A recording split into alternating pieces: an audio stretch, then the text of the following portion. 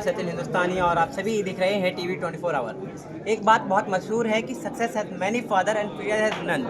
ये बात यहाँ पर भी साबित होती है जिस प्रकार से हम देखते हैं कि कोटद्वार नगर निगम में जब मेयर प्रत्याशी हरेंद्र रावत की हार जो कि कांग्रेस की थी, तो हार जो है थोपी जाने लगी। कहीं पे आप देखेंगे जिलाध्यक्ष कुछ बोलते हैं, फिर कोई और कुछ और बोलता है। और नेगी जी के लिए भी कुछ, जो कि पूर्व विकास मंत्री के नाम से भी जाने जाते हैं, पूर्व विकास पुरुष के नाम से भी, उन पर भी हार थोपी गई। लंबे समय तक चुप रहे, क्यों नेगी जी नहीं आए, सब कुछ उन्होंने अभी पीसी करी है, उसमें बताया, जिसमें उन्होंने एक बहुत महत्वपूर्ण बात रखी कि रंजना रावत जो कि कांग्रेस की मेयर प्रत्याशी थी, उनके ये बात की कि भाड़ में जाए सुरेंद्र सिंह नेगी या भाड़ में जाए कांग्रेस। एक बड़ी बात नेगी जी ने यहाँ पे बताई। नेगी जी ये बताई जिस प्रकार से, इस प्रकार की आप बातें बता रहे हैं, तो कितना दुर्भाग्यपूर्ण रहा ये चीज़ों को देखना। इतने बड़े पद पे होने के बाद आप इस प्रकार की बातें रखना आपके लिए कितना दुर्भाग्यपूर्ण रहा? देखिए, दुर्भाग्यपूर्ण तो ये बात थी, लेकिन मैं सोचता हूँ मुझसे ज़्यादा दुर्भाग्यपूर्ण उनके लिए हो गई वो। जब इंसान गुस्से में होता है तो गुस्सा पहले तो ये है कि किन कारणों से गुस्सा है, अपने ऊपर गुस्सा है या किसी और व्यक्ति के ऊपर गुस्सा है। कभी कभी गुस्सा क्या है, विवेक को खो देता है, और जब विवेक इंसान खो देता है तो स्वाभाविक रूप से उससे वो अनर्गल बातों में फंस जाते हैं और अनर्गल बातें करना प्रारंभ कर देते हैं। ये 2018 में मैंने उनको प्रत्याशी घोषित नहीं किया, और ना ही मैंने कोई कमिटमेंट किया था कि आपको लड़ना है, ना मैंने किसी महिला को किया था। मैंने अभी आपके सामने लेकिन अगर वो ये समझ बैठे थे कि मुझे ही टिकट मिलेगा, लेकिन उसके लिए जो माहौल तैयार किया जाना चाहिए था, उस माहौल को तैयार करने में सफल ही नहीं रही, बल्कि पूरा का पूरा जो शीर्ष नेतृत्व था यहाँ महिलाओं का, 10-15-20 महिलाओं का, जिनके नाम मैंने कुछ देर पहले लिए, उसमें सुनीता बिष्ट थी, पूर्व ब्लॉक प्रमुख जो है गीता नेगी जी थी, कुसुम असवाल जो उस समय 2-3 बार जो है अध्यक्ष रह चुकी थी, सरोजनी कैंसरा थी, कृष्णा बहुगुणा थी, कंचन नैथानी थी, शोभा गोयल जी थी, शकुंतला जी थी। बहुत सारे लोगों के नाम जिनको इन्होंने नज़रअंदाज ही नहीं किया, बल्कि समय समय पर अपमानित भी किया, और वही अपमान उनके सामने आया और वही अपमान खड़ा हो गया इनके टिकट और उनके बीच में।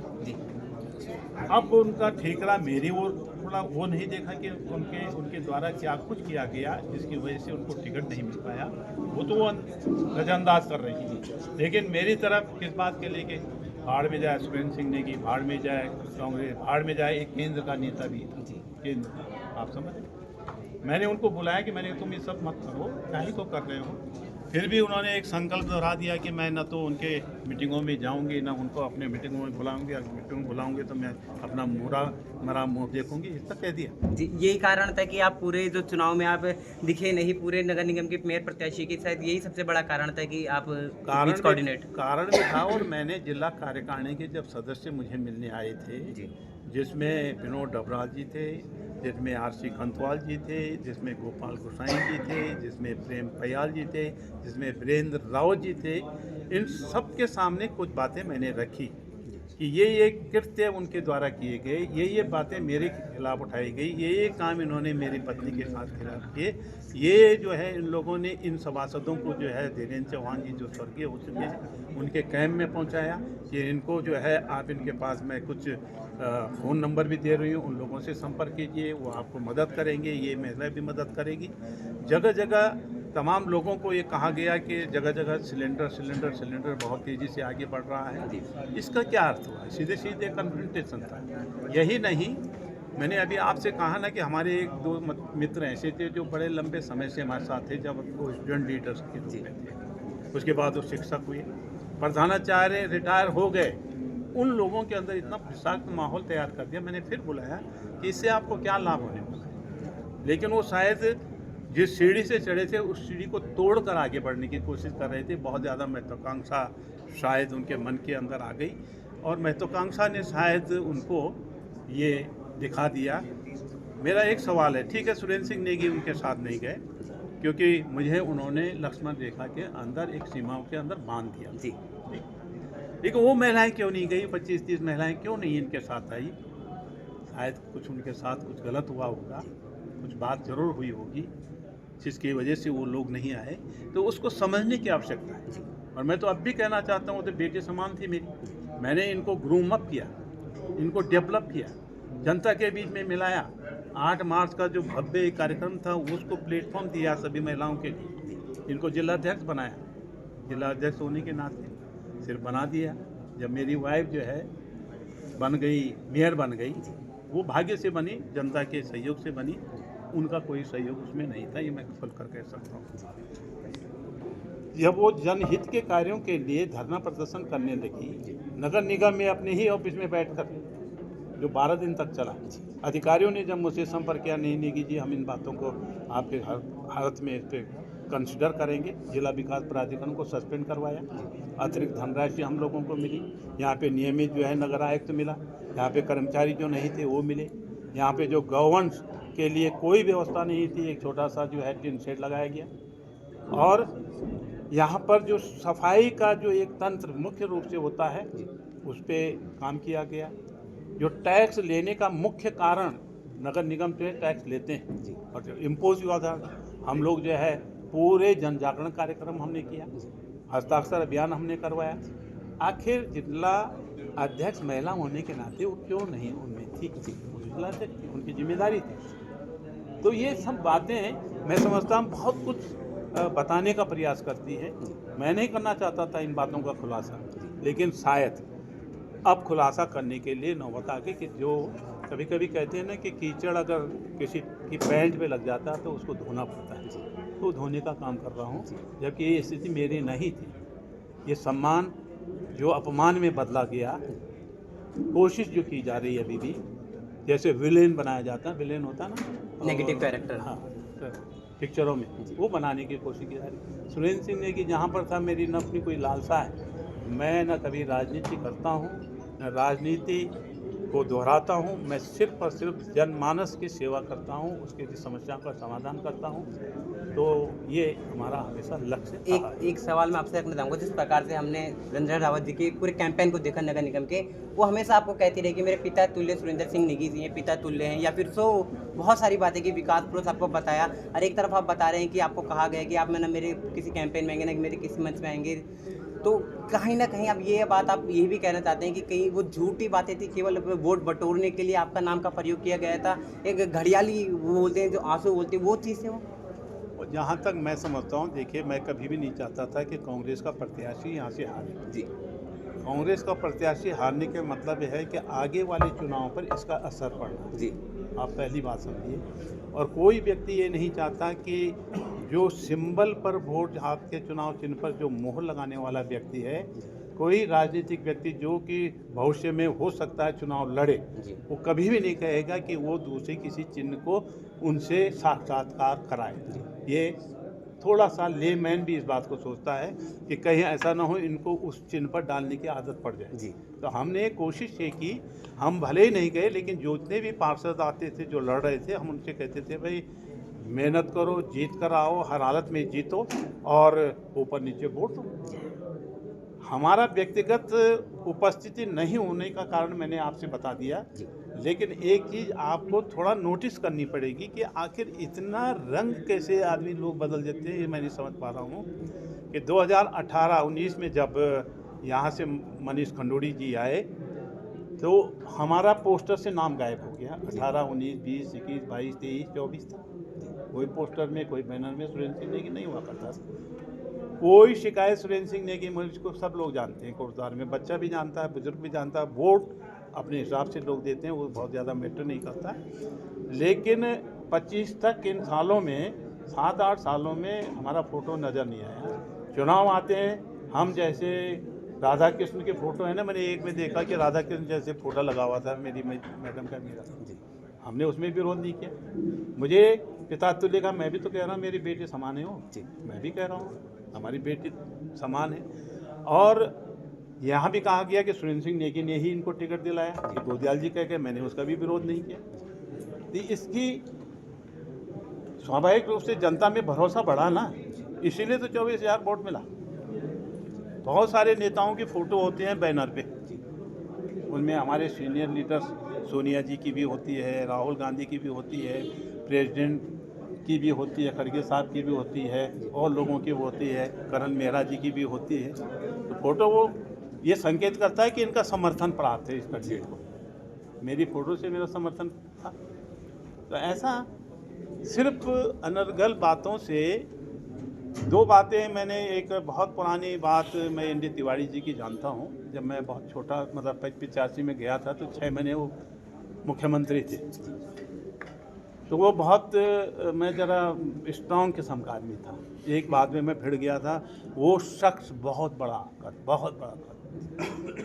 मैंने कहा जी अगर मेरी आवश्यकता नहीं, मुझे मैं इस्तीफा देता हूँ आपको। एक ऐसे व्यक्ति के सामने कह दिया, एक अपने क्षेत्र की समस्या को लेकर वो हिल गया और मैं भी हिल गया। मैंने, लोगों ने कहा भी क्या कह दिया तुम, इनके सामने तो जोर से कोई बोलता ही नहीं। लेकिन अपनी बात, उन्होंने एक दिन मुझे बुलाया अलग से।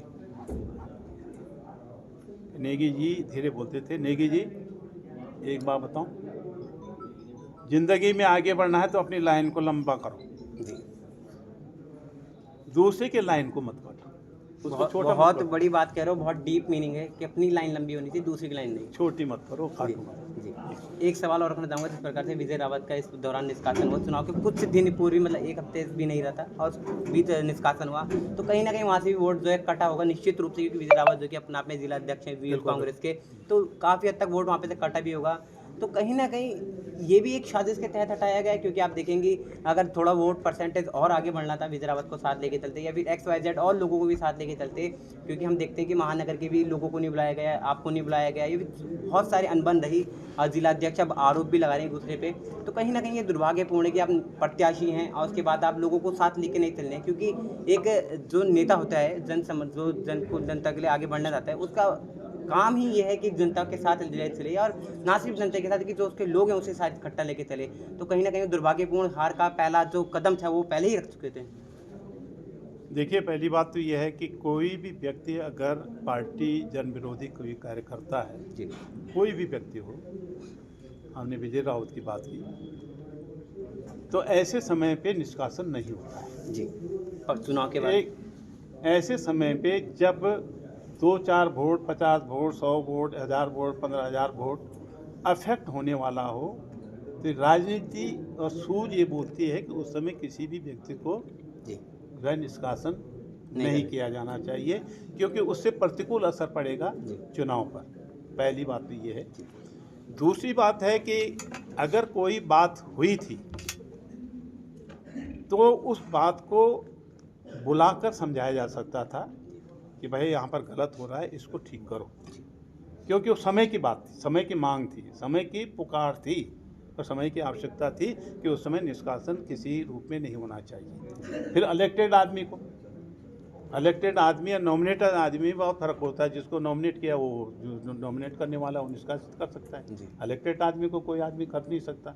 लेकिन ये बहुत जल्दबाजी में लिया गया कदम है, जिसको हमने जो है ऊपर बताया है कि इस पर आप कंसिडर करिए। पहले तो ये मूव गलत था, चुनाव के दौरान किसी को निष्कासित नहीं किया जाता, उसके बाद पूछा जाता है इंडिविजुअल को कि आप बताइए कि आपकी शिकायत, आपके खिलाफ ये शिकायत है, आप अपना स्पष्टीकरण दो।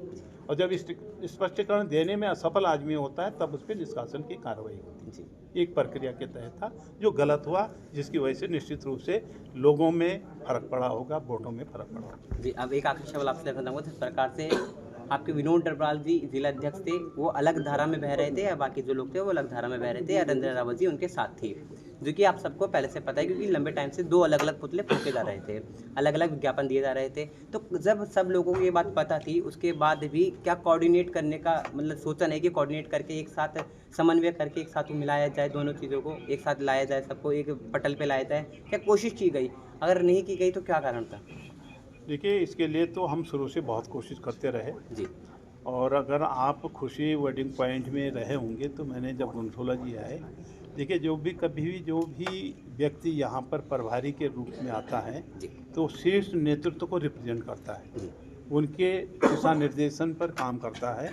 और उस दिन हमने बहुत साफ कर दिया था कि यहाँ पर स्थिति ठीक नहीं है। मुझे बहुत साफ लग रहा कोई भी चुनाव लड़ेगा जीतने की स्थिति में नहीं है। मैंने ये भी कहा, ये तो नहीं कहा, लेकिन ये जरूर कहा कि जो भी निर्णय गलत होगा वो मेरा ठीक है, मेरे ऊपर छोड़ा जाएगा। मैं लगातार कोशिश कर रहा हूँ कि यहाँ पर जो संगठन है वो ठीक काम नहीं कर रहा है। इसमें टूटन फूटन बहुत ज़्यादा है, लोगों में जो है गलत मैसेज जा रहा है और इससे कार्यकर्ता भी जो है डिमोरलाइज हो रहा है और जनता में भी गलत संदेश जा रहा है, जिससे रिजल्ट निश्चित रूप से प्रतिकूल होने वाला है। हमने बताया, हमारे पास बहुत सारे सीनियर लीडर आए, मैंने उन सबको कहा कि अभी मैंने कहा भी इंगित करते हुए यहाँ पे कि मैंने कहा इन्हीं की जिम्मेदारी देते हैं। KS चौहान से कहा कि आप इस काम को करिए, हमने खंतवाल जी को भी कहा कि आप इस काम को करिए। ये लोग आते थे, हम बताते थे।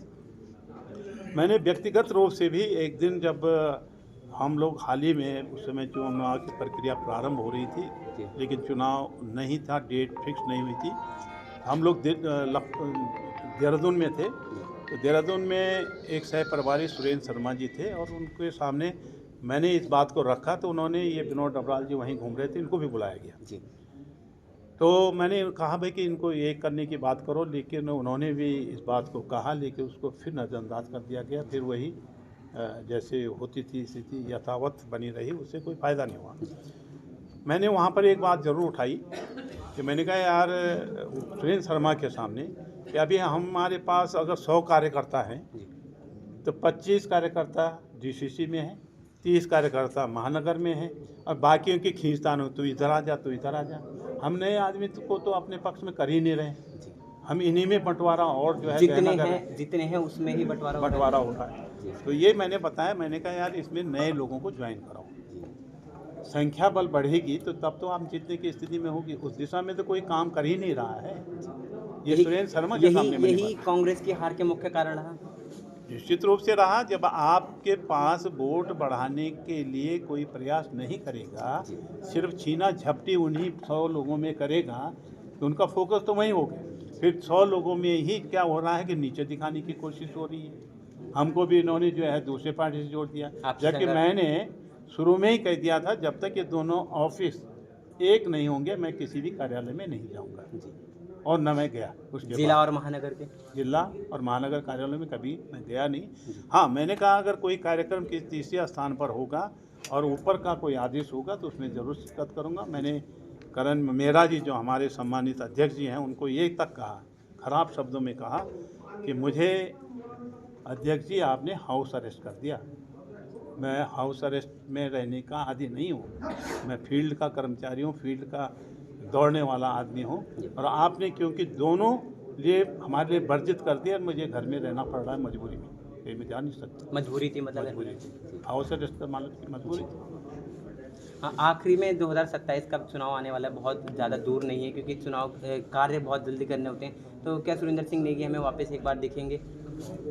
देखिए, ये तो समय की बातें हैं। आदमी की महत्वाकांक्षाओं का कोई अंत नहीं होता। मेरी महत्वाकांक्षा कभी उछाल नहीं मारती है, पहली बात ये बता दूं। मैं सीधा सज्जन एक व्यक्ति हूं जो राजनीति नहीं करता, समाज सेवा करता हूं, जनता के भावनाओं के अनुरूप काम करता हूं, जनता की सेवा करता हूं, उनकी समस्याओं का निदान करता हूं, इसके अतिरिक्त कुछ भी नहीं करता। हाँ, कोटद्वार के लिए मैंने सब कुछ किया। 3-4 चीज़ों की कमी अब भी आती है। एक जो मेडिकल कॉलेज मैंने स्वीकृत करवाया था, मैं चाहता हूं कि वो जरूर स्थापित हो। दूसरा, जो कर्णाश्रम एक भव्य पर्यटक स्थल के रूप में जिसको विकसित होना था, 22 करोड़ रुपए पहली किस्त मिल गया था, वो बने। उसका 20 करोड़ रुपए सरकार ने वापस मंगा लिया।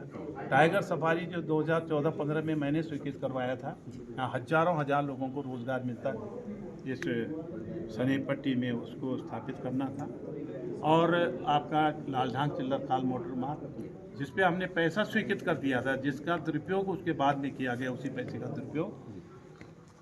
इन चीज़ों के लिए अगर जनता समय देगी तो निश्चित रूप से लड़ा जाएगा, और यही मेरा सपना भी है। एक सपना और जो मैंने साकार होने की स्थिति में, अभी तो पता नहीं कब तक होता, कि 2004-05 में मैंने यहाँ पर एक केंद्रीय विद्यालय स्वीकृत करवाया था। तत्कालीन अर्जुन सिंह जी जो ह्यूमन रिसोर्स मिनिस्टर हुआ करते थे, उनको मिला था, उस समय हमने स्वीकृत करवाया था। अब उसमें सुगबुगाहट है कि अब शायद हो रहा हो, लेकिन वो बीज भी हम ही ने बोया था। ये जिस दिन ये तमाम चीज़ें यहाँ पर स्थापित हो जाएंगी, उस दिन हम ये कह सकते हैं कोटद्वार एक मुकम्मल शहर है, कोई जो है अपनी स्वास्थ्य सेवाओं के लिए बाहर नहीं जाएगा, पढ़ने के लिए बाहर नहीं जाएगा। किसी भी चीज़ को यहीं पर हज़ारों हज़ार लोगों को रोज़गार मिलेगा। तो ये सब एक प्रयास होगा, उसको करेंगे। अब कोटद्वार की इस हार के बाद क्या